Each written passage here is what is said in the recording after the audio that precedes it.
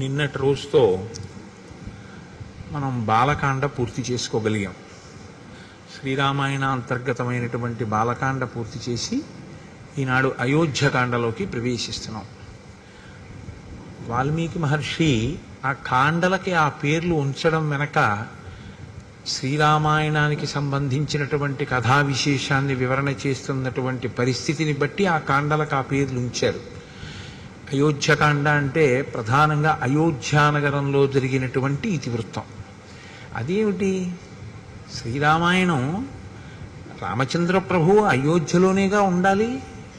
మిథిలా నగరంలో సీతారాములకి వివాహం అయితే వాళ్ళ తర్వాత ఎక్కడ ఉండాలని మనం కోరుకోవాలి? అయోధ్యలోనే ఉండాలి. ఆయన అయోధ్యనే పరిపాలించాలి.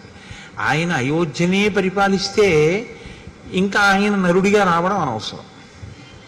ఎందుకని అంటే ఆయన వచ్చిన అవతార ప్రయోజనాలు రెండు: ఒకటి రావణ వధ, రెండు మనుష్యుని యొక్క గొప్పతనాన్ని నిరూపించడం. ఇందులో మనుష్యుని యొక్క గొప్పతనాన్ని నిరూపించడంలో కొంత భాగం జరిగింది ఇప్పటికీ. మిగిలినటువంటిది రావణ సంహారం తర్వాత మళ్ళీ జరగాలి. ఎందుకంటే ఆయన మళ్ళీ రాజారాముడు కావాలి. కాబట్టి అయోధ్యలోనే ఆయన ఉండడు అన్నది సుస్పష్టం. అయోధ్యని విడిచిపెట్టవలసి ఉంటుంది కొంతకాలం. కాబట్టి ఇప్పుడు అయోధ్యని విడిచిపెట్టవలసి ఉంటుంది. కాబట్టి అయోధ్యని విడిచిపెట్టడానికి కావలసిన కారణం ఒకటి అయోధ్యకాండలోనే పుడుతుంది. కాబట్టి ఇప్పుడు అయోధ్యకాండ అని ఆయన పేరు పెట్టడంలో ఉన్నటువంటి రహస్యం అది. కేవలం అయోధ్యలో జరిగిన వృత్తాంతముతో ఉన్నది అయితే రామచంద్రమూర్తి రావణవధానంతరం తిరిగి వచ్చిన తర్వాత కూడా అయోధ్యకాండే అనాలి. కానీ అలా అనలేదు. రామాయణంలో బాలకాండ తర్వాత అయోధ్యకాండ అనడం వెనక ఉన్న రహస్యం ఏమిటంటే సీతారాముల వివాహం అవడం అనేటటువంటిది శ్రీరాముడిగా రామచంద్రమూర్తిని లోకానికి పనికొచ్చేటటువంటి వ్యక్తిగా విశ్వామిత్రుడు అందించి తాను ఉత్తర దిక్కుకు వెళ్ళిపోయాడు. బాలకాండ అన్న పేరంటారా? బాలకాండ అనడానికి కారణం రాముని బాల్యాన్ని వర్ణించింది అని కాదు. ప్రధానంగా బాలుడు అంటే అందుకే గణపతిని ఎప్పుడూ కూడా బాలుడిగా చెప్తారు తప్ప గణపతికి, సుబ్రహ్మణ్యుడికి, వీళ్ళకి యవ్వనంలో ఉన్నవాళ్ళు, వృద్ధాప్యంలో ఉన్న వాళ్ళ కింద చెప్పరు. అసలు ఎప్పుడు బాలుడి కిందే చెప్తారు. బాలుడి కింద ఎందుకు చెప్తారో తెలుసా అండి? బాలుడి కింద చెప్పడానికి ఒక లక్షణం చెప్తారు పెద్దలు. ఇప్పుడు కోపం వస్తుంది పిల్లాడికి, ఏదో నాన్నగారు కాజా ఇవ్వలేదు, కోపం వస్తుంది. ఆ కోపం ఎంతసేపు ఉంటుంది అంటే మనం చెప్పలేము. 2 నిమిషాలు 3 నిమిషాలు ఉంటుంది, పోతుంది. పోయి మళ్ళీ నాన్నగారండి నాన్నగారండి అని వాడే వచ్చేస్తాడు. ఇందాక కోపపడ్డావు కదరా అంటే అసలు ఆ కోపపు ఛాయి కూడా వాడి మనసులో ఉండదు. వాడు నవ్వుతాడు అంతే. వాడికి ఏం జ్ఞాపకం కూడా ఉండదు. నిన్న నాన్నగారు కాజా తేలేదు, నేను నాన్నగారి మీద కోపం పెట్టుకున్నానన్న విషయం కూడా వాడి స్మృతిలో ఉండదు. అంతగా బాలురు ఎలా ప్రవర్తిస్తారో అలా మనం చేసేటటువంటి తప్పిదములను మన్నించి మన కార్యములకు విఘ్నములను తీసేస్తారు. కాబట్టి విఘ్నేశ్వరుడు బాలుడు, విశ్వామిత్రుడు బాలుడు. విశ్వామిత్రుడు బాలుడు అంటే అంత స్వచ్ఛమైనటువంటి హృదయము కలిగినటువంటి వాడు, బ్రహ్మర్షిత్వమును పొందినవాడు. బ్రహ్మర్షిత్వమును పొందినటువంటి విశ్వామిత్రుడు రామచంద్రమూర్తిని బాలకాండలో ఉత్తరోత్తరాలోకానికి పనికొచ్చేటటువంటి లోకాభిరాముడుగా ఎలా తయారు చేశాడో చెప్పిన కాండ విశ్వామిత్రుడి యొక్క జీవితాన్ని వర్ణన చేసిన కాండ. కాబట్టి దానికి బాలకాండ అని పేరు. ఇప్పుడు మనం అయోధ్యకాండలోకి ప్రవేశిస్తున్నాం. అయోధ్యకాండ తిక్కన గారి మాటల్లో చెప్పాలంటే ఊర్జిత కథోపేతంబు అంటారు. తిక్కన గారు మహాభారతంలో విరాట పర్వాన్ని ఆంధ్రీకరిస్తూ దాన్ని ఊర్జిత కథోపేతంబు అన్నారు. ఊర్జిత కథోపేతము అంటే ఏమిటో తెలుసా అండి? మంచి బిగితో కూడి ఉంటుందన్నమాట. అంటే నేను తేలిగ్గా మీకు అర్థమయ్యేటో మాట అనాలంటే సస్పెన్స్ అంటే బాగా తెలిసిపోతుంది. ఊర్జితము అంటే ఏం జరుగుతుంది ఏం జరుగుతుంది అని ఉత్కంఠ. అన్నీ బాగున్నట్టు ఉంటాయి కానీ ఎక్కడో ఏదో జరిగిపోతోందని అనుమానం. ఇది ఎటువైపు నుంచి వస్తుంది అన్నది తెలియదు. సాఫీగా నడిచిపోతున్నటువంటి కథ ముడిపడడం మొదలవుతుంది. ముడిపడి ఇది ఎక్కడ తేలుతుంది ఎలా తేలుతుంది అని శ్రోతయందు ఒక ఉత్కంఠని సృష్టిస్తుంది. అలా సృష్టించడం ఎక్కడ మొదలైందో దాన్ని ఊర్జిత కథ అని పిలుస్తారు. బాలకాండ ఊర్జిత కథ కాదు యథార్థానికి. ఎందుకంటే అసలు కొడుకులు లేరు, అశ్వమేధం చేస్తానంటే కొడుకు పుడతాడా పుట్టడా అని మీకు అనుమానం ఏం లేదు. ఎందుకు లేదంటే వెంటనే సుమంత్రుడు చెప్పేశాడు, నేను విన్నానయ్యా ఇంతకుముందే బ్రహ్మమానసపుత్రుడు సనత్కుమారుడి దగ్గర నీకు కొడుకు పుడతాడని చెప్పేశాడు. ఋష్యశృంగుడు ఆశీర్వచనం చేసేశాడు, వశిష్ఠుడు ఆశీర్వచనం చేసేశాడు. కాబట్టి కొడుకులు పుట్టేస్తారు. కాబట్టి అందులో ఊర్జిత కథ అనడానికి ఏముంటుంది? బాలకాండలో ఏం ఉండదు. అయోధ్యకాండ దగ్గరికి వచ్చేటప్పటికి ఊర్జిత కథ.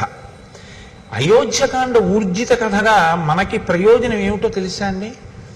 మనం గృహస్థాశ్రమంలో ఉన్నటువంటి వాళ్ళం. గృహస్థాశ్రమం అనేటటువంటిది బ్రహ్మచర్యము తర్వాత స్వీకరింపబడేటటువంటి ఆశ్రమం.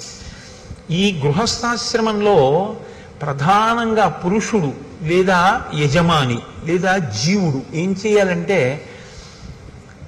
అర్ధకామములను ధర్మబద్ధం చేసుకుని వైరాగ్యాన్ని సంతరించుకునే ప్రయత్నం చెయ్యాలి.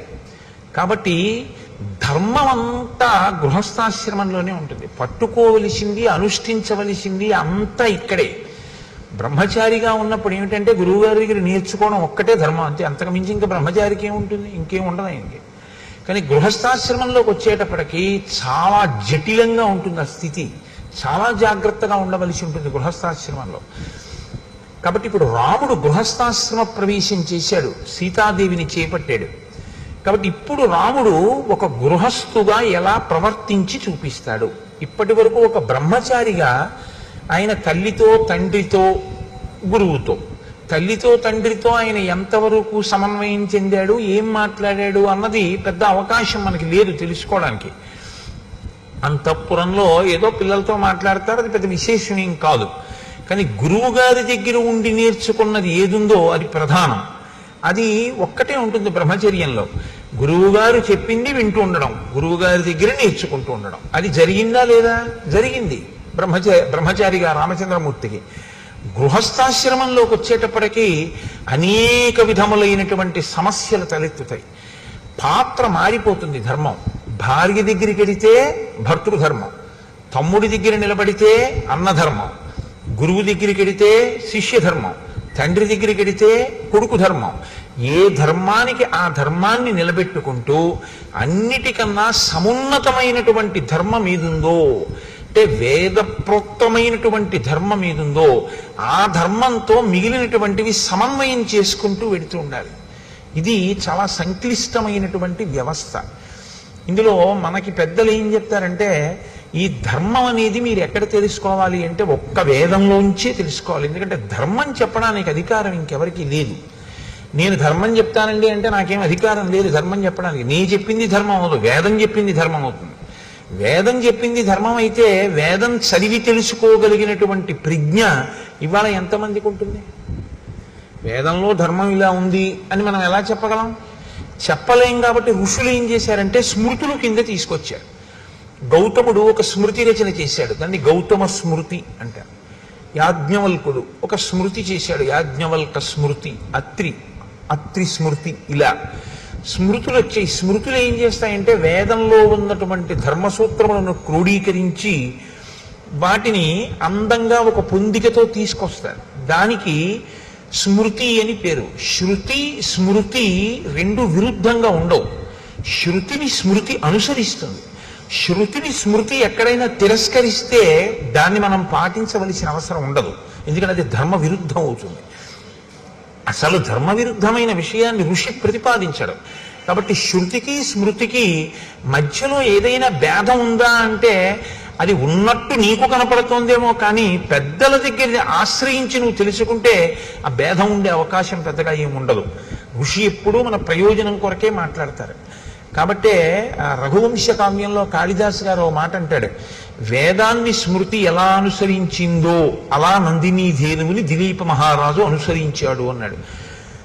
శృతేరివార్థం స్మృతి రన్వగచ్చత్ అన్నాడు. శృతి యొక్క అర్థం వేదం ఏం చెప్పిందో దాన్ని స్మృతి అనుసరించినట్లు దిలీపుడు ఆ గోవుని నందినీ ధేనువుని అనుసరించాడు అన్నాడు. కాబట్టి ఇప్పుడు ధర్మాన్ని పాటించాలి, స్మృతులన్నా తెలిసి ఉండాలి, వేదమన్నా తెలిసి ఉండాలి. నాకు వేదము తెలియదు, స్మృతులు తెలియదు, మరి ఏం తెలుసుకుంటే ధర్మం తెలుస్తుంది? వేదోపబ్రహ్మణమైనటువంటి రామాయణంలో రాముడు ధర్మమూర్తి అయ్యాడు. ఎలా అయ్యాడు? పుట్టుక చేత ధర్మమూర్తి కాలేదు, ధర్మాన్ని అనుష్ఠించి ధర్మమూర్తి అయ్యాడు. కాబట్టి ఇప్పుడు నువ్వు శ్రీరామాయణం అయోధ్యకాండ ప్రత్యేకించి బాగా అర్థమైతే నీకు అనేకమైనటువంటి ధార్మిక విషయముల మీద అనుమానాలు తీరిపోతాయి. కానీ మీరు దాన్ని చాలా జాగ్రత్తగా అర్థం చేసుకోవలసి ఉంటుంది. అర్థం చేసుకుంటే మాత్రం అసలు గృహస్థాశ్రమంలో ఎలా బ్రతకాలి, ఎలా ఉంటాయి విషయాలు అన్నదాన్ని అసలు అయోధ్యకాండ ఆవిష్కరించినట్లుగా శ్రీరామాయణంలో మిగిలిన కాండలు చూపించలేవు. ఎందుకంటే సుందరకాండ ఉపాసన కాండ, అయోధ్యకాండ గృహస్థాశ్రమ ధర్మములను వివరించేటటువంటి కాండ. అందుకే అయోధ్యకాండ ప్రధానంగా ఎవరు విని తీరాలి అంటే గృహస్థాశ్రమంలో ఉన్నటువంటి వాళ్ళందరూ వినాలి, గృహస్థాశ్రమంలోకి వెళ్ళే వాళ్ళందరూ వినాలి. అంటే మినహాయింపు ఎవరికి ఉంటుంది? బహుశಃ ఉంటే శ్రీరామాయణాన్ని ఆదరణతో వినేటటువంటి సన్యాసికి తప్ప మిగిలిన వాళ్ళందరూ వినవలసింది. అంత గొప్ప కాండ అయోధ్యకాండ. కాబట్టి ఊర్జిత కథోపేతంబు ఇక్కడే రసకందాయంగా ఉంటుంది. అంటే కథ ఒక కొత్త పుంత తొక్కి అవతార ప్రయోజనం వైపుకి నడుస్తుంది. అది ఎలా నడుస్తుందో, ఎంత గమ్మత్తుగా నడుస్తుందో మీరు ఇప్పుడు అవధరించేటటువంటి ప్రయత్నం చెదురుగాని. నిన్నటి రోజున మీతో నేను ఒక మాట అని పూర్తి చేశాను. అన్ని ఋతువుల యందు సుఖములను అనుభవించారు సీతారాములు అంటూ నేను బాలకాండని పూర్తి చేశాను. అన్ని ఋతువుల యందు సుఖమును అనుభవించుట, ఈ మాట కొంచెం జాగ్రత్తగా మీరు పట్టుకోవాలి. మీకు సుఖంగా ఉందా అండి అంటుంటాడు. మీ ఫ్యాన్ పెట్టి మీకు సుఖంగా ఉందా అండి అంటారు. అంటే మీరు బాగా గుర్తుపెట్టుకోండి, అది ద్వంద్వము అని గుర్తు. ఖ అంటే ఆకాశం, సంస్కృతంలో ఖ అంటే ఆకాశం. ఆకాశానికి మార్పు ఏమి ఉండదు అసలు, అది ఎప్పుడు అలాగే ఉంటుంది. దానిలో మబ్బులు వచ్చాయనుకోండి, మీకు ఇప్పుడు ఆకాశము మేఘావృతమైంది.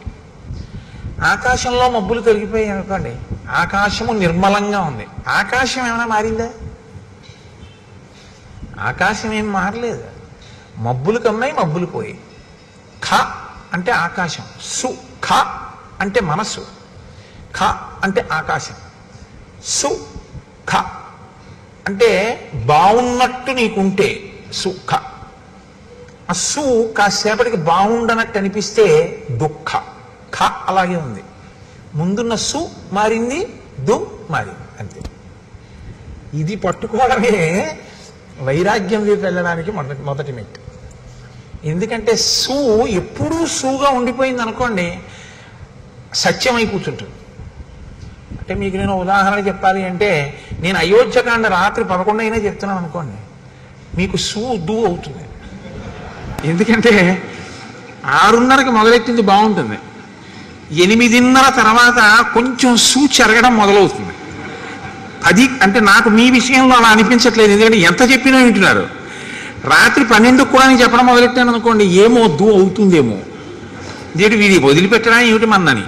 కాబట్టి అప్పటి వరకు బాగున్నది అప్పుడు ఎందుకు బాగోలేదు అంటే, అప్పటికి కావలసినటువంటిది ఒకటి ఆవశ్యకమైపోయి దానికి ఇది ప్రతిబంధకం అయిపోయింది. అప్పుడు ఈ సు దు అవుతుంది. ఈ సు దు రెండు తీసేసి ఖాగా ఉండిపోయాడు అనుకోండి, వాడే జ్ఞాని, అంతే. ఇది మీరు పట్టుకోవడంలోనే ఉంటుంది. కాబట్టి అన్ని ఋతువులలోనూ సుఖం అనుభవించేది అంటే ఆయా ఋతువులలో ఏది తీసుకుని ఎలా ఉంటే సంతోషంగా ఉంటుందో అలా వాళ్ళు ఉన్నారు. శీతాకాలంలో ఏసీ వేసుకు పడుకున్నాడు అనుకోండి, పిచ్చాడు అనుకుంటారు. వేసవి కాలంలో ఏసీ వేసుకు పడుకుంటే సుఖంగా ఉందంటాడు. అంటే ఏ ఋతువులో దేన్ని వాడుకుంటే మనసుకి సంతోషంగా ఉంటుందో అలా వాళ్ళు గడిపారు. అంటే సీతారాములు సంతోషంగా ఉన్నారా? మీకు అనుమానమా? అన్ని ఋతువులలోనూ సంతోషంగా ఉన్నారంటే 365 రోజులు సంతోషంగానే ఉన్నారు. ఇప్పుడు ఈ సంతోషానికి అడ్డేదైనా వచ్చిందనుకోండి, బాగా గమనించండి నేను చెప్పే మాటని. ఇప్పుడు ఈ సంతోషానికి అన్ని ఋతువులలో సీతారాములు సంతోషంగా ఉన్నారు. ఇప్పుడు సీతారాములు అడవికి వెళ్ళిపోతారు. పెద్ద విచిత్రం ఏంటంటే, మీకు తెలియదా నాకు తెలియదా, నేను దాచిపెట్టవలసిన అవసరం ఏముంది అందులో, నేను దాచిపెడితే మాత్రం మీకు తెలియదా? అడవికి వెళ్ళిపోయారు. అడవికి వెళ్ళిపోతే మీరు నేను ఏం చేస్తామంటే ఇలా వేళ్ళు విరిచి, అయ్యయ్యయ్యో ఎంత పని చేసిందండి మందర, ఎంత పని చేసిందండి కైకమ్మ, రాముడు అడవికి వెళ్ళిపోయాడు, పాపం ఎంత కష్టపడుతున్నాడో అంటాం. ఆయనకి అది సూ కాదు దూ కాదు, ఆయన అందుకని నవమి నాడు పుట్టాడు. ఆయన ఏమంటాడంటే, మా నాన్నగారిని సత్యంలో నిలబెట్టి నా ధర్మాన్ని నేను పోషించాను కాబట్టి నాకు సంతోషం అంటాడు. మీకు దుఃఖంలా కనపడుతున్నది రాముడికి దుఃఖం కాదు. అది రాముడికి దుఃఖం అయితే రామాయణం నేను చెప్పక్కర్లేదు, మీరు వినక్కర్లేదు. ఆయనకి ధర్మం కావాలంతే. ధర్మం పట్టుకుని ఉంటే ఆయనకి సంతోషం. ధర్మం వదిలేశాడో రాముడు, అది ఆయనకి ఇబ్బంది. అందుకే అసలు వదలడం. ఎప్పుడైనా వదిలిపెడతాడేమో అన్నట్టు అనిపిస్తుంది ఒక్కొక్కసారి, కానీ వదలడం, దాన్ని పట్టుకుంటాడు. ఇది మీరు రామపాత్ర వైపు నుంచి పట్టుకోవాలి. కదలని రాముడు కదలకుండా ఉన్నా కదిలిపోతున్న పాత్రలు ఎన్నున్నాయో పట్టుకోవడం రామాయణం. కదలని రాముడు కదలకుండా ఉన్నాడు, కదులుతున్నవన్నీ కదలని దాన్ని ఆశ్రయించి కదులుతున్నాయి. మీరు గమనించండి, బండి కదులుతుంది. బండి కదలాలంటే దేన్ని ఆధారం చేసుకుని కదులుతుంది? చక్రాలను ఆధారం చేసుకుని కదులుతున్నాయి. చక్రాలు దేనికి బిగింపబడి ఉంటాయి? ఒక ఇరుసుకుంటాయి. ఇరుసలా ఉండి చక్రాలు తిరుగుతూ ఉంటాయి. ఒక తిరగనిది తిరుగుతున్న దాని మీద ఉంటుంది. కదలని బండి కదులుతున్న చక్రాల మీద ఉంటుంది. కదులుతున్న చక్రాల వల్ల బండి కదులుతూ ఉంటుంది తప్ప అసలు అది కదలదు. లేదా కదలని దాన్ని ఆధారం చేసుకుని కదులుతూ ఉంటాయి చక్రాలు. అప్పుడు మీరు ఇరుసు కదలటం లేదు, చక్రాలు బిగింపబడి ఉన్నాయనుకుంటే. అలా లోపల కదలని రాముణ్ణి ఆధారం చేసుకుని కదిలిపోతున్న పాత్రలు కదిలిపోవడం మొదలవుతాయి అయోధ్యకాండ నుంచి. ఇంకా ఇది అయోధ్యకాండ నుంచి మీరు ఆ కోణంలో చూడవలసినటువంటి ఒక దృక్కోణం రామాయణాన్ని. అందుకని ఈ కదలికని చూపించడం గచ్చతా, కదులుతున్నాయి. ఇక నుంచి నువ్వు జాగ్రత్తగా కదులుతున్నాయంటే కదలనిదేది, కదులుతున్నదేది, ఇది చూడటం నేర్చుకో. ఇది వాల్మీకి హృదయం. గచ్చత అని మొదలెట్టారు ఆయన. గచ్చత అంటే వెళ్ళిపోయెను, వెడలిపోయెను అన్న మాటతో మొదలు పెట్టారంటే ఇది కదలిక. వెళ్ళడం అంటే కదలిక కదండి. ఈ కదలిక ఏ కదలని దాన్ని ఆధారం చేసుకుని కదలడం మొదలు పెట్టాయన్నీ. ఇది నువ్వు పట్టుకోగలిగితే కదలని వాడెవడో దేని వలన కదలడో నువ్వు పట్టుకోగలవు. ఇది అయోధ్యకాండలో మీరు చాలా జాగ్రత్తగా పరిశీలించాలి. అలా కదలకపోవడానికి కారణం ఏమిటంటే ఆయన పట్టుకున్న ధర్మం రాముడిది. ఇప్పుడు గచ్చతామాతులకులం భరతేన తదానఘ శత్రుఘ్నో నిత్యశత్రుఘ్నో నీత ప్రీతి పురస్కృత. గచ్చతా మాతుల కులం. మాతుల కులం అంటే మేనమామ గారి ఇల్లు. భరతుని యొక్క మేనమామ యుధాజిత్, కేకయరాజు యొక్క కుమారుడు. యుధాజిత్ పెళ్లికే వచ్చాడు. జనక మహారాజు గారి యొక్క నగరానికి, మిథిలా నగరానికి వచ్చాడు. వచ్చి పెళ్లి అయిపోగానే భరతుణ్ణి శత్రుఘ్నుణ్ణి నేను తీసుకెళ్తానని అడిగాడు. లేదా భరతుణ్ణి అడుగుతాడు కదండి, శత్రుఘ్నుణ్ణి అడగాడు. ఎందుకంటే భరతుడు కదా మేనల్లుడు. కాబట్టి భరతుణ్ణి అడుగుతాడు, ఒరే నిన్ను తీసుకెళ్దామని వచ్చాను రా, నీ పెళ్ళి అన్నారు అక్కడికి వచ్చాను, పెళ్ళి అయిపోయింది కదా, ఏదో నిన్ను తీసుకెళ్లి సరదాగా నీతో గడపాలని ఉంది నాకు కొన్నాళ్ళు, అందుకు వచ్చాను, కాబట్టి నిన్ను తీసుకెళ్దాం అనుకుంటున్నాను అంటే భరతుడు తప్పకుండా వస్తాను మామయ్య అంటే కదా దశరథుడిని అడగడం వెళ్తానని. మీరు బాగా ఆలోచించండి. ముందు అసలు భరతుడు ఒప్పుకుంటే కదండి దశరథ మహారాజు గారిని అడగడం. దశరథ మహారాజు గారు భరతుడిని పిలిచి నువ్వు మీ మేనమామ ఇంటికి వెళ్ళిపోవాలి అనరు. ఎందుకనరు? ఒక్కటే కారణం, కొత్తగా పెళ్ళయింది. తన భార్యతో కలిసి వచ్చాడు అయోధ్యకి, మాండవితోటి. శత్రుఘ్నుడు శృతకీర్తితో వచ్చాడు. పిలిచి ఒరే మీ ఇద్దరు మేనమామ ఇంటికి వెళ్ళండి రా అని ఎందుకంటాడు ఆయన మధ్యలో? అనడు. కాబట్టి ఇప్పుడు యుధాజిత్ భరతుడిని అడిగాడు, భరతుడు దశరథుడిని అడిగాడు, దశరథుడు వెళ్ళన్నాడు. ఇది ఊర్జిత కథోపేతంబు. అలా అంటాడా ఏ తండ్రి అయినా? ఇప్పుడేమిట్రా మేనమామ ఇంటికి, మొన్ననే కదా పెళ్ళయింది, కొత్తగా నలుగురు వచ్చారు, కోడళ్ళు, ఏదో సంతోషంగా ఉన్నాం కదా, ఇప్పుడు నువ్వు వెళ్ళిపోతానంటే ఏంటి? పైగా మీరు ఆలోచించండి, భరతుణ్ణి దశరథుడు పంపించేశాడు అనుకోండి. బాగా ఆలోచించండి మీరు. భరతుణ్ణి సరే వెళ్ళు మేనమామ ఇంటికి అన్నాడు. రాముడు సీతమ్మతో, లక్ష్మణుడు సుమిత్రతో, శత్రుఘ్నుడు శృతకీర్తితో అక్కడే ఉంటారు. కొడుకు కోడలు కూడా లేకుండా ఉండిపోయింది ఎవరై ఉంటారు? కైకమ్మ అయి ఉంటుంది. కైకమ్మ అంటే దశరథ మహారాజు గారికి మహా ఇష్టం. ముగ్గురు భార్యలు, ప్రియపత్ని ఆయనకి. ఇప్పుడు ప్రియపత్ని దగ్గరికి ఆయన రోజు రాత్రి అక్కడికే వెడతాడు, పెద్ద భార్య దగ్గరికి కూడా వెళ్ళాడు. కౌశల్య చెప్పింది ఆ మాట. కైకమ్మ దగ్గరికి వెడితే కైకమ్మ ఏముంటుంది, ఏమంటే వాడినేమో మీరు పంపించేశారు, ఇల్లు చిన్నపోయింది, కొడుకు లేడు కోళ్ళు లేదు, వాళ్ళిద్దరూ సంతోషంగా ఉన్నారు, నేను చూడండి ఎలా ఉన్నానో అంటుందా అందా? కాబట్టి కైకమ్మను అడగకుండా సరే నువ్వు వెళ్ళిపో అంటాడా? అన్నాడు. భరతుడు ఏం చేశాడు? సరే మామయ్య నీతో వచ్చేస్తానని తను వెళ్ళిపోయాడు. వెళ్ళిపోతూ ఏం చేశాడు? శత్రుఘ్నుడిని తీసుకెళ్ళిపోయాడు. అసలు మొదటి శ్లోకంలో ఉందండి పట్టంతా అయోధ్యకాండలో. గచ్చతా మాతుల కులం భరతేన తదానగ శత్రుఘ్నో నిత్యశత్రుఘ్నో నీత ప్రీతి పురస్కృత. తీసుకెళ్లేటప్పుడు ఎలా తీసుకెళ్లాడు? శత్రుఘ్నుణ్ణి అత్యంత ప్రీతితో తీసుకెళ్లాడు. అత్యంత ప్రీతితో తీసుకెళ్ళడం దోషం కాదు, కానీ శ్రీరామాయణాన్ని మీరు జాగ్రత్తగా పరిశీలనం చేస్తే మాండవి శృతకీర్తి కూడా భరత శత్రుఘ్నులతో యుధాజిత్ ఇంటికి వెళ్ళినట్టు కనపడదు. భరతుడు తన మేనమామ ఇంటికి వెళ్తున్నాడు, శత్రుఘ్నుడికి యుధాజిత్తు మేనమామ కాడు. కానప్పుడు శత్రుఘ్నుడిని భరతుడు ఎలా పిలిచాడు? రమ్మని పిలిచాడు. పో. శత్రుఘ్నుడు ఎలా వెళ్ళిపోయాడు? వెళ్ళిపోయిన వాడు ఇప్పుడు రమ్మన్నాడు, ఏమిటి రమ్మని బాగుంటుందా అని ఏమాత్రం అనుకోకుండా ప్రీతితో వెళ్ళిపోయాడు, ప్రీతితో తీసుకెళ్ళిపోయాడు. అంటే భరత శత్రుఘ్నుల మధ్య ఉన్న అన్యోన్యత ఎంత గొప్పదంటే, భరతుడు ఎక్కడుంటే శత్రుఘ్నుడు అక్కడ ఉంటాడు. కథని కథగా వినండి అంతే మీరు. నేను అదే మీకు మనవి చేసింది, శ్రీరామాయణాన్ని మీరేం పెద్ద చిలవల పరవలు చెయ్యక్కర్లేదు, కథని కథగా వినండి, అది అమృత ఫలం అంతే. ఎందుకంటే అది జరిగిన కథ. వాల్మీకి మహర్షి ఆచమనం చేసి దర్శనం చేసి రాశారు. మళ్ళీ మీరెందుకు దానికి కొత్త వన్నెలద్దడం ఏం అక్కర్లేదు, ఉన్నవి వినండి చాలు. ఉన్నది వింటే మీకు అమృతం లభిస్తుంది. అవతార ప్రయోజనం నెరవేరడానికి కథ ఎలా బిగుస్తోందో చూడండి. ఇప్పుడు వీళ్ళిద్దరి మధ్య సఖ్యత ఉంది. మిగిలిపోయిన వాళ్ళిద్దరు ఎవరు? రామలక్ష్మణులు మిగిలిపోయారు. వాళ్ళిద్దరు ఎక్కడున్నారు? అయోధ్యలో ఉన్నారు. వాళ్ళిద్దరి భార్యలు ఎక్కడున్నారు? అయోధ్యలో ఉన్నారు. భరత శత్రుఘ్నుల భార్యలు ఎక్కడున్నారు? అయోధ్యలోనే ఉన్నారు. పంపించిన దశరథుడు ఏదైనా మనస్సులో వాళ్ళు ఇక్కడ ఉండడం ఇష్టం లేక పంపాడా?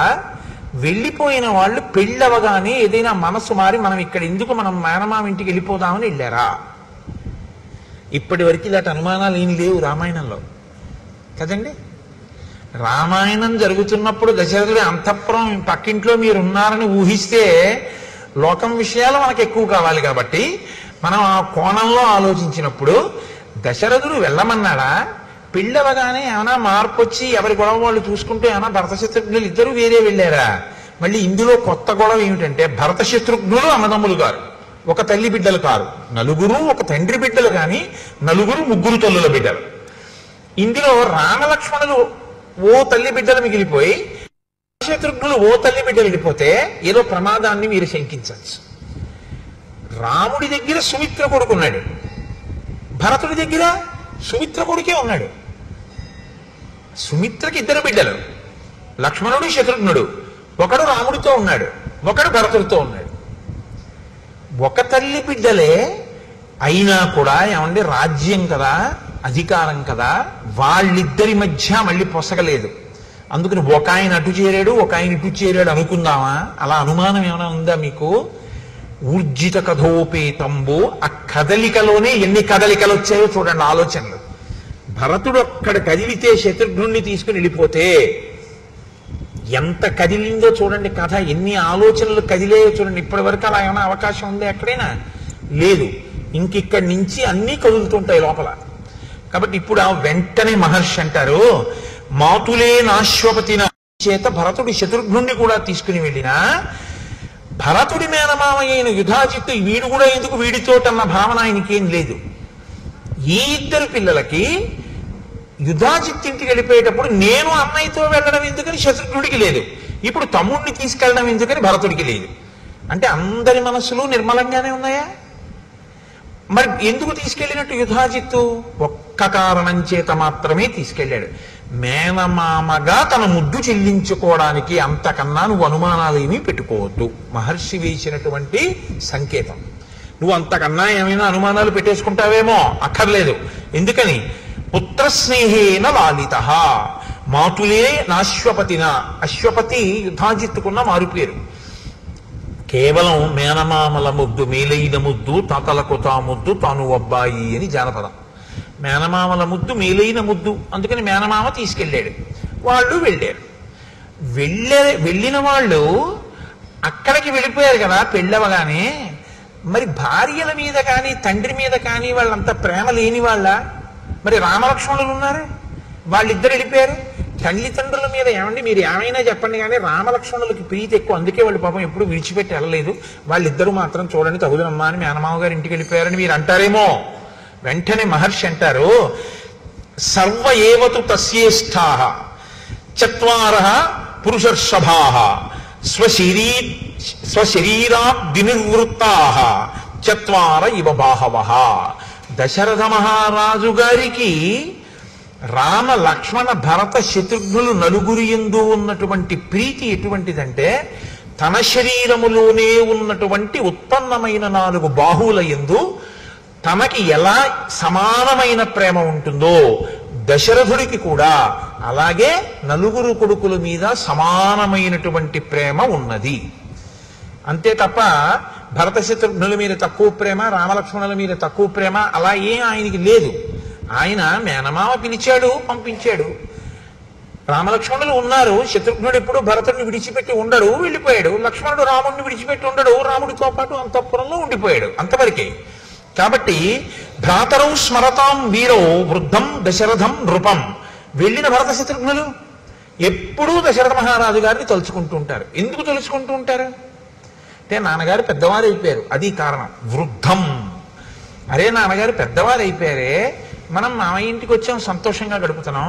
కానీ పెద్ద ఆయన పాపం నాన్నగారి దగ్గర మనం ఉంటే నాన్నగారు సంతోషించి ఉండేవారు, నాన్నగారికి మనం శుశ్రూష చేసి ఉండేవాళ్ళం, ఇక్కడికి వచ్చాము, పెద్దవారు నాన్నగారు ఎలా ఉన్నారో అని వాళ్ళు నాన్నగారిని తలుచుకుంటూ ఉంటారు తప్ప వాళ్ళకి ఇంకా ఏ విధమైనటువంటి అన్యమైన ఆలోచన వాళ్ళకి లేదు. దశరథుడికి ఉన్నట్టు కనపడదు, యుధాజిత్తుకి లేదు, రామలక్ష్మణులకి లేదు, కానీ కదిలారు. కదలిక మాత్రం సంభవించింది. తేషామపి మహాతేజ రామో రతికర పితుః స్వయంభూరివ భూతానాం బహూవ గుణవత్తరః. ఈ అంతఃపురంలో రామలక్ష్మణులు ఉన్నప్పుడు దశరథ మహారాజు గారు పరిపూర్ణమైనటువంటి తృప్తినే పొందుతున్నాడు. ఎందుకు పొందుతున్నాడు అంటే, నలుగురు కొడుకులైనా అందులో పెద్దవాడైనటువంటి రామచంద్రమూర్తి యొక్క గుణముల శోభ అటువంటిది. మహాతేజ, గొప్ప తేజోవంతుడు. రామో రతికర పితుః, తండ్రికి సర్వకాలముల యందు తృప్తిని కలిగించేటటువంటి మనస్తత్వం ఉన్నవాడు. స్వయంభూరివ భూతానాం బభూవ గుణవత్తరః, ఆయన పరాక్రమశాలి, పైగా అందరి చేత కూడా అన్ని భూతములకు కూడా ప్రీతిపాత్రుడు. అటువంటి రాముడు అంతఃపురంలో ఉన్నాడు. సహి రూపోపపన్నశ్చ వీర్యవాననసూయకః భూమా వనుపమ సూనుః గుణైర్దశరథోపమః. ఆయన గొప్ప రూపవంతుడు రామచంద్రమూర్తి, వీర్యవంతుడు. వీర్యవంతుడు అన్న మాటని మీరు కొంచెం జాగ్రత్తగా అర్థం చేసుకోవాల్సి ఉంటుంది.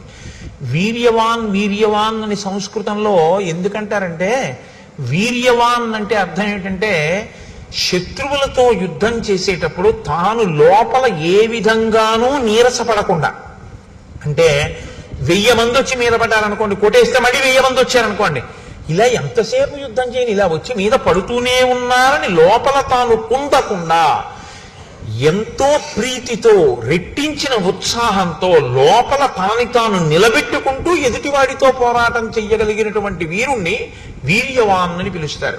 కాబట్టి అటువంటి వీర్యవంతుడైన అనసూయకః, ఇతరుల మీద అసూయతో ఉండేటటువంటి లక్షణం ఉన్నటువంటి వాడు కాడు. భూమా అనుపమ సూనుః, ఈయన పోల్చి చెప్పడానికి వీలు లేనటువంటి కుమారుడు. గుణైర్ దశరథోపమః, దశరథుని యొక్క కుమారుడైనటువంటి రామచంద్రమూర్తి అన్ని గుణముల చేత శోభించి అందరి యొక్క మన్ననలను పొంది ఉన్నాడు. అంటే ఇప్పుడు మీరు ఒక విషయాన్ని గుర్తుపెట్టుకోవాలంటే, రాముడు పుట్టినప్పుడు ఇవన్నీ చెప్పారు కదా, ఇప్పుడు ఎందుకు చెప్తున్నారు ఇప్పుడు మళ్ళీ అయోధ్యకాండలో? ఇది మహర్షి ఊరకనే చెప్తున్న మాటలు కావు. ఇప్పుడు రాముడు పెద్దవాడయ్యాడు, ఇప్పుడు రాముడు యవ్వనంలో ఉన్నాడు, ఇప్పుడు రాముడు గృహస్థాశ్రమంలో ఉన్నాడు, ఇప్పుడు రాముడు భార్యాయుతుడై ఉన్నాడు. ఇప్పుడు రాముడు పెద్దవాడయ్యాడు.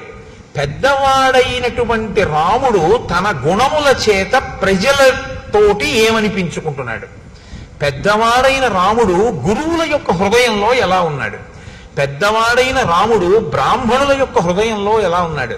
పెద్దవాడైన రాముడు విద్వాంసుల హృదయంలో ఎలా ఉన్నాడు?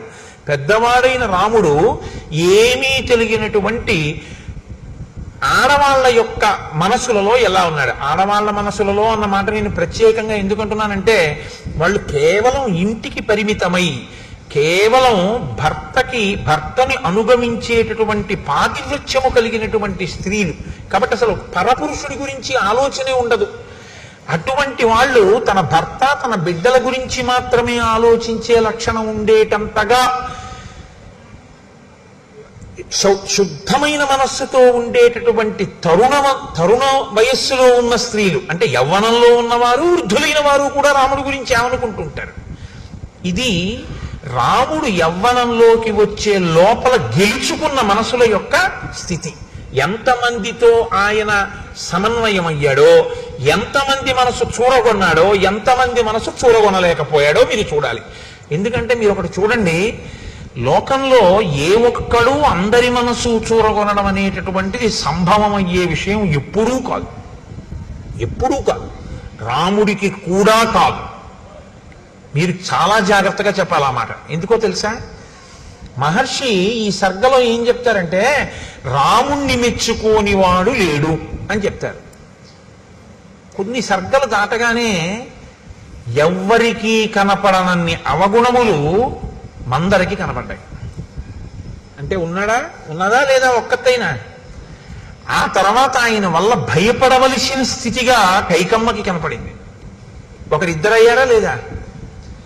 కాబట్టి మీ ప్రయత్నంతో మీరు గెలుచుకోవడం సాధ్యం కాదు. మీ మంచితనాన్ని అర్థం చేసుకోగలిగిన స్థితి కూడా లోకానికి ఉండాలి.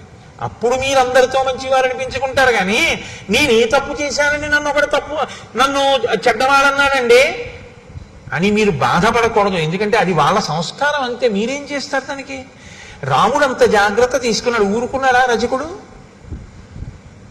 ఎక్కడో ఏడాది పాటు సీతమ్మ తల్లిని రావణాసురుడు కొలువుకూటంలో ఉన్నదాన్ని తీసుకొచ్చి ఏలుకున్నటువంటి వెర్రి రాముడు నేను అటువంటి వాణ్ణి కానన్నాడు. అన్నాడా లేదా? అగ్ని పరీక్ష చేస్తే మాత్రం ఊరుకున్నాడా? అనేవాడు అంటూనే ఉంటాడు. ఆ అన్నవాడు ఎన్నాళ్ళు అన్నాడని అడిగారు. పుర్రె మారిపోయిందేమో కానీ వాడికి ఆ వాచాలత్వం అలవాటు ఉండిపోయి ఆయన ద్వాపరయుగం వరకు అంటూనే ఉన్నాడు. ఆఖరికి కృష్ణుడు కనబడితే కూడా అన్నాడు.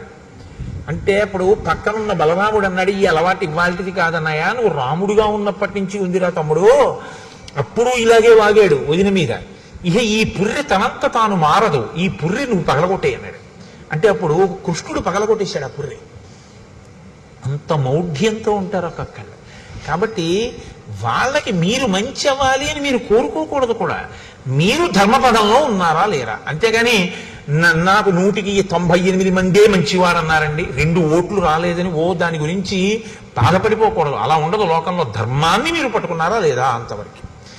కాబట్టి నతు నిత్యం ప్రశంతాత్మ మృదుపూర్వంతు భాషతే ఉచ్యమానోపి పరుషం నోత్తరం ప్రతిపద్యతే. రాముడి గురించి వినడం అంటే గృహస్థాశ్రమంలో ఉన్నవాడు నేర్చుకోవలసిన విషయాన్ని మీరు పట్టుకోవలసి ఉంటుంది. సతునిత్యం ప్రశాంతాత్మ, ఆయన ఎప్పుడూ ప్రశాంతమైనటువంటి స్థితిలో ఉంటాడు. ఇది కొంచెం మీరు జాగ్రత్తగా పట్టుకోవాలి. నేను ప్రశాంతంగా ఉన్నానండి, మీరు వచ్చి నన్ను తిట్టారు, నా మనసు పాడైపోయింది. ఇప్పుడు బాగా గుర్తుపట్టండి, నేను మీ తిట్లు పుచ్చుకోలేదు. ఏమైంది? మీరు పాడయ్యారు కదా. ఇన్ని తిట్టినా వాడు చూడరా హాయిగా వెళ్ళిపోతున్నాడు, వాడు ఏం పట్టించుకోవడం, ఇంకా బీపీ మీకే వస్తుంది కదా. అంటే ఏది పుచ్చుకోవచ్చో ఏది పుచ్చుకోకూడదో దాన్ని, పుచ్చుకోవలసిన దాన్ని పుచ్చుకోక్కర్లేదనుకున్న దాన్ని పుచ్చుకోక్కర్లేకుండా పక్కగా వదిలేయగలిగిన ప్రజ్ఞ, అంటే అది సద్విమర్శ మంచి అయితే పుచ్చుకొని, అప్పుడు అది మీరు తీసుకోవాలి. ఇది మనం మార్చుకోవలసింది అనుకుంటే పుచ్చుకుని మార్చుకుంటారు, బాధపడవలసిన అవసరం ఉంది. ఇది మనం పుచ్చుకోవలసిన అవసరం ఉన్నది కాదు అనుకుంటే మీరు దాన్ని వదిలిపెట్టేస్తారు. ఇప్పుడు బాధపడవలసిన అవసరమే ఉంది. మీరు పట్టుకున్నారా లేదో? అలా ఉంటే మీరు ప్రశాంతాత్మ.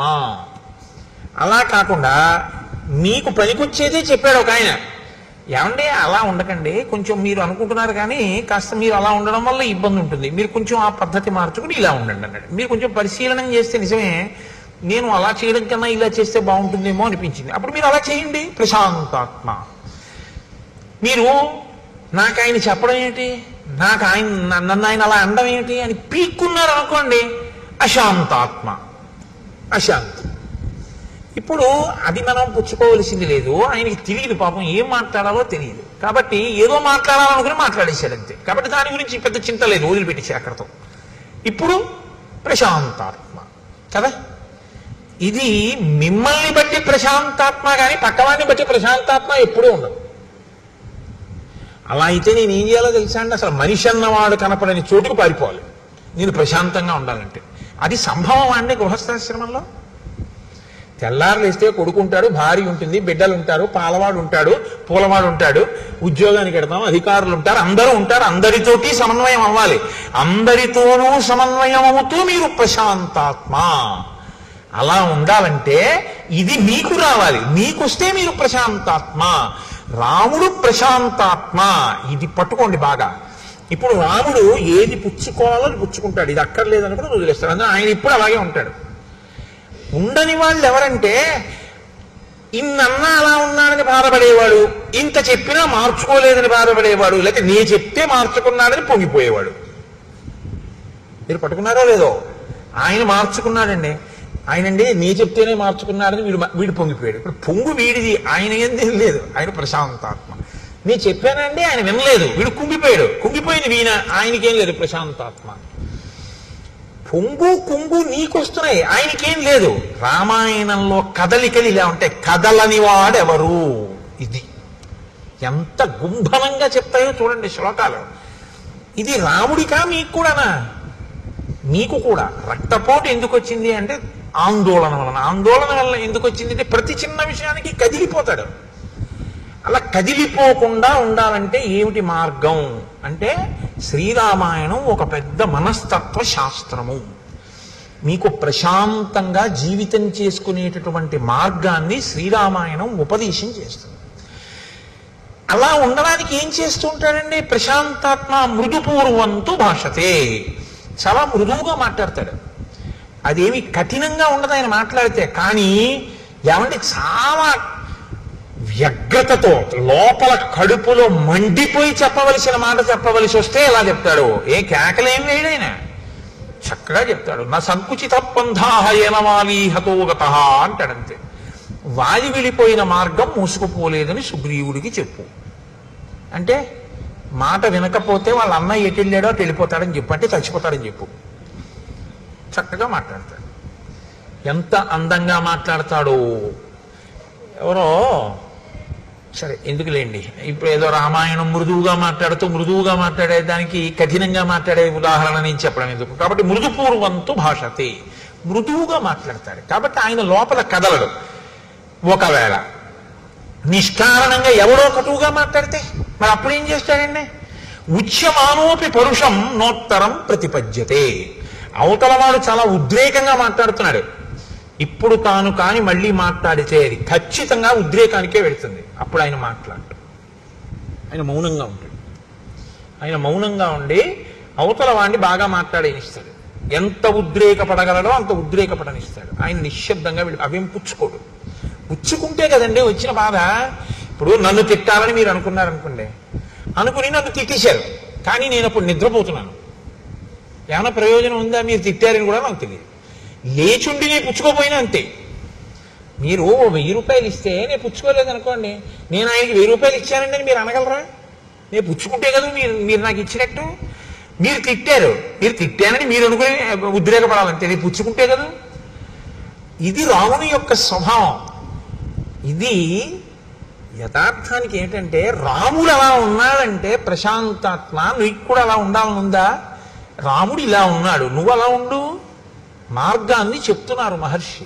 ఎందుకంటే గృహస్థాశ్రమంలో మనం వివిధమైనటువంటి వ్యక్తులతోటి సందర్భంలోకి వస్తాం. నాకు ఒక మిత్రుడు ఉండేవాడు. ఎప్పుడు ఎవరినో ఒకళ్ళని తిట్టేవాడు, రోజు ఆఫీసులో రోజు దెబ్బలాడేవాడు. మొన్న మా అమ్మాయి పెళ్లి భోజనానికి వస్తే నేను అన్నాను కూడా, నీ గురించి ఉపన్యాసంలో చెప్తున్నాను ఆయన ఈ మధ్యని. అంటే అతను అన్నాడు, నేను రోజు అన్నాను, ఏమయ్యా నువ్వు రోజు ఎవరో ఒకరితో దెబ్బలాడతావు కదా, అసలు ఎవ్వరూ దెబ్బలాడకుండా నువ్వు దెబ్బలాడినా మౌనంగా ఉన్నారనుకో, ఏం చేస్తావయ్యా, ఎలా దెబ్బలాడతావు అన్నాను. దెబ్బలాడకపోతే నాకు నిద్ర పట్టదండి కోటేశ్వరారు అనేది. మరి దెబ్బలాడకపోతే ఎవ్వరూ దెబ్బలాడకుండా అందరూ మౌనంగా ఉన్నారు, నువ్వేమన్నా ఊరుకున్నారు, ఏం చేస్తావు అన్నాను. మా ఆవిడితో దెబ్బలాడతానన్నాడు. మీ ఆవిడ దెబ్బలాడకపోతే అన్నాను. మా ఆవిడితో ఎలా దెబ్బలాడాలో నాకు తెలుసు అన్నాడు. నేను తెల్లబోయాను, ఎలా దెబ్బలాడతావు అన్నాను. ఆవిడని ఎలా దెబ్బలాడగలవు నువ్వు ఆవిడితో అన్నాను. ఏముంది, ఇంటికి వెళ్ళి అడుగుతాను, ఉత్తరాలు ఏమైనా వచ్చాయా అని అడుగుతాను. వచ్చాయి అందనుకోండి. కన్యాదానం ఎందుకు చేశాడు మీ నాన్న, కన్యాదానం చేసి నాతో పంపడం ఎందుకు, రోజుకో ఉత్తరం రాయడం ఎందుకు, నీకేమో పుట్టింటి మీద వ్యామోహం కల్పించడం ఎందుకు, నిమిషానికోసారి నువ్వు పుట్టింటికి ఎడతాను అనిపించేటట్టుగా చేయడం ఎందుకు, ఎందుకు ఆపాటి దానికి ఆ పుట్టింట్లోనే ఉంచుకోపోయాడా, ఎందుకు ఇచ్చినట్టు పిల్లలని చెప్పి అయిన దానికి కాని దానికి చెలరైపోతాను అలా మెట్ల మీద. ఆవిడ కోపం వచ్చేదో ఉంటుంది. నేనన్నాను, మరి ఉత్తరం రాయిపోతే అన్నాడు. కన్యాదానం చేసేసాడుగా, ఇంకా ఏమైపోతే ఆయనకి ఎందుకు, ఓ క్షేమంగా ఉన్నావా ఏమిటని కూడా ఉత్తరం రాయడు. ఎంత గొప్ప నాన్నే మీ నాన్న అంటానన్నాడు. అయ్యో బాబోయ్ నాయన నీతో చాలా కష్టం రా అన్నాడు. కాబట్టి అలా ఉన్నారనుకోండి, మీరేం చేస్తారు దానికి. అప్పుడు రాముడు ఏం చేస్తాడంటే మౌనంగా ఉంటాడు అన్నారు మహర్షి. నోత్తరం ప్రతిపద్యతే, ఏమీ మాట్లాడ్డు, నిశ్శబ్దంగా ఉంటాడు. ఆయన నిశ్శబ్దంగా, నేను మాట్లాడిన జవాబు చెప్పను ఇప్పుడు, అంతే, అలా ఉంటాడు. కథంచిదుపకారేణ కృతే నైకేన తుష్యతి నస్మరత్యపకారాణం శతమప్యాత్మవర్తయ. కథంచిదుపకారేణ, కథంచి అంటే కావాలని చేసింది కాదు, అనుకోకుండా చేసిన ఉపకారం. అనుకోకుండా ఆయన వల్ల ఒక ఉపకారం జరిగింది, కావాలని చేద్దామని చేసిన ఉపకారం ఏం కాదది. కథంచిదుపకారేణ కృతే నైకేన తుష్యతి, అలాంటి ఉపకారం ఒక్కటైనా సరే ఎంతో సంతోషపడిపోతాట. గుర్తు పెట్టుకుని ఆయనండి నాకు ఈ ఉపకారం చేశారు, ఆయనండి నాకు ఈ ఉపకారం చేశారంటే నిజంగా ఆయన ఏం కావాలని ఏం చేయలేదు. ఏదో రాముడు నేను ఓ దగ్గర కూర్చున్నాం అనుకోండి, రాముడు టికెట్ కొనుక్కుందామని ఎడుతున్నాడు, రాముడు పెట్టి నా పెట్టి పక్కన పెట్టాడు, నాకేం చెప్పలేదు, వెళ్ళిపోయాడు. ఈలోగా ఓ దొంగ అటుగా వచ్చాడు, ఆ పెట్టి పట్టుకెడదాం అనుకుని నా పెట్టి అనుకుని పట్టుకెళ్ళలేదు, పక్క వాళ్ళ పెట్టి పట్టుకుని వెళ్ళబోయాడు, పట్టుకున్నారు, కొట్టారు. కొడుతుంటే అసలు నేను ఆ పెట్టి జోలికి వెళ్దాం అనుకున్నాను, ఆ పెట్టకపోతే పోయేది, టికెట్ కోసం వెళ్ళాడు, ఆయన పెట్టి అనుకుని నేను ఎత్తుకుపోలేదన్నాడు. ఇప్పుడు రాముడు అనుకుంటట, నేను ఆయనకి అప్పచెప్పపోయినా నా పెట్టె ఆయన పెట్టె పక్కన పెట్టడం వల్ల నా పెట్టె దొంగతనం కాకుండా రక్షింపబడింది. ఇప్పుడు నేనేమైనా రక్షించాను ఆయన పెట్టెని, ఆయన నాకు అప్పచెప్పాడా, నేను రక్షించానా, నేను రక్షించలేదు. ఆయన పెట్టె నా పెట్టె పక్కన పెట్టాడు, దొంగడు అనుకున్నాడు, రెండు పెట్లు నావనుకుని. నీ చెయ్యాలని చెయ్యకపోయినా ఉపకారం నా వలన అనుకోకుండా ఒక ఉపకారం జరిగినంత మాత్రం చేత దాన్ని తలుచుకో మహానుభావుడు ఎంత ఉపకారం చేశాడో అని కృతజ్ఞతతో పొంగిపోతుంటాట రాముడు. కథంచిదుపకారేణ కృతేనైకేన తుష్యతి నస్మరత్యపకారాణం శతమప్యాత్మవర్తయ. కావాలని 100 అపకారాలు చేశాడు వాడు, చిరునవ్వు నవ్వుతాడు అది గుర్తొచ్చినప్పుడు. ఇచ్చివాడు పాన్లిద్దరూ తెలియనితనం, ఏం చేస్తాం అమాయకత్వం అంటే అంతే. అంతేకాని